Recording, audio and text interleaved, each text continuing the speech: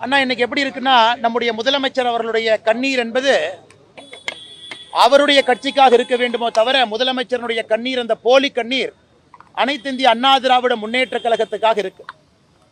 இன்னைக்கு 5 ஆண்டு காலம் ஆட்சியில் இருக்கக்கூடிய முதலமைச்சர் அவர்கள் தான் செய்திருக்கக்கூடிய எந்த சாதனையுமே சொல்லாம அனைத்து இந்திய அண்ணா திராவிட முன்னேற்ற கழகத்து கட்சிக்காக ஒரு பொய் நீலி கண்ணீரை வடித்துக் கொண்டிருக்கின்றார்.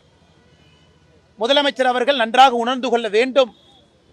தமிழகத்தில் அவர் என்னதான் திசை திருப்பினாலும் கூட மக்கள் திராவிட முன்னேற்ற கழகத்தை வீட்டுக்கு அனுப்ப வேண்டும் என்கின்ற முடிவுக்கு வந்துவிட்டார்.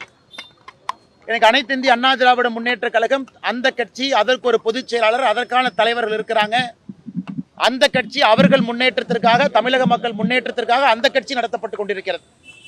தமிழக பாரதிய ஜனதா கட்சியை பொறுத்தவரை எங்களுடைய தொண்டர்கள் தமிழக மக்களுடைய முன்னேற்றத்திற்காக இந்த கட்சி நடத்தப்பட்டு கொண்டிருக்கிறது. ஒரு தேர்தலில் 2 பேரும் கூட்டணியில் இருக்கும். இதே வாதத்தை சொல்லக்கூடிய முதலமைச்சர், இதற்கு முன்பு திராவிட முன்னேற்ற கழகத்தினுடைய கூட்டணியில் நாம் இருந்தோம். 1999 2003 காலகட்டம் வரை அந்த கூட்டணியில் இருந்த பொழுது திராவிட முன்னேற்ற கழகம் கட்சி விழுங்கப்பட்டதா? அதனால முதலமைச்சர் அவர்கள் கண்ணாடியை பார்த்து பேசணும்.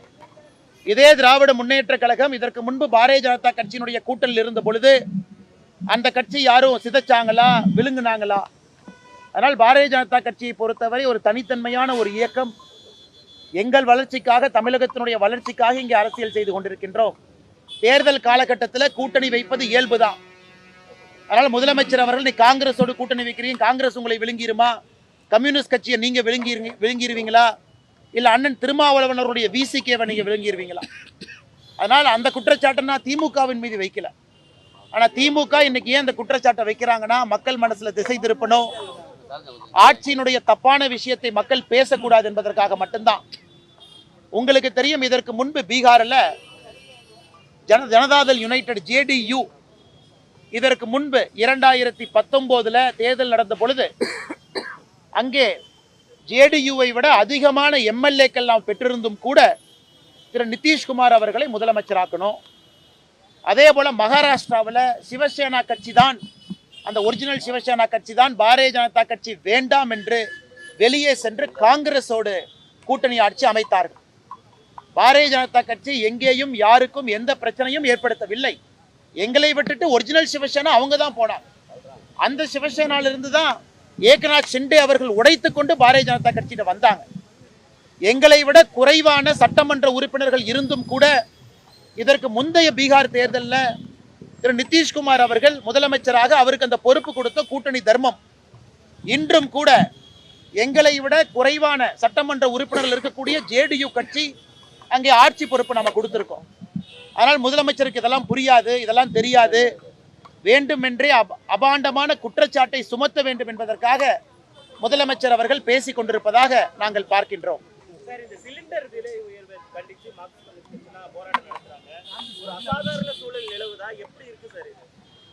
அண்ணா, இதை கொஞ்சம் விரிவா நான் பேச விரும்புறேங்கன்னா, சிலிண்டரை பொறுத்தவரை நமக்கு பெரும்பாலும் வரக்கூடிய LPG சவுதி அரேபியாவிலிருந்து பெரும்பாலும் வருது. அது ஸ்ட்ரெயிட் ஆஃப் ஹோர்முஸ் பகுதியிலிருந்து நமக்கு வரணும். இன்று ஈரான் இந்த போர் ஆரம்பித்த பிறகு அந்த ஸ்ட்ரெயிட் ஆஃப் ஹோர்முஸ் அந்த பகுதியை மூடி வச்சிருக்கிறாங்க.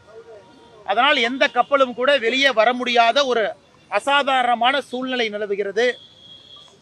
நம்முடைய மத்திய அரசை பொறுத்தவரை பல இடத்துல நம்ம பெட்ரோலியம் உற்பத்தி பொருட்களை வாங்கினாலும் கூட, இம்போர்ட் செய்தாலும் கூட, ரஷ்யாட்ட, வேறு வேறு காலகட்டத்தில் ஈராக்கு கிட்ட, சவுதி கிட்ட, கட்டாரு கிட்ட.